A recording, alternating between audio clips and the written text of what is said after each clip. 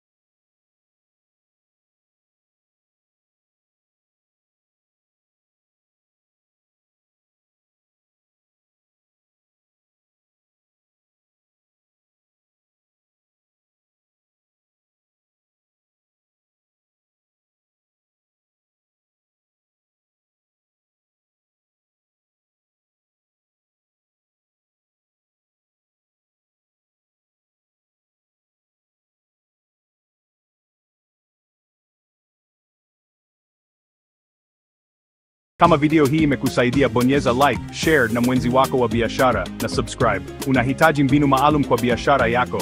Andika aina ya biashara yako kwenye comments, nitakutumia mapendekezo.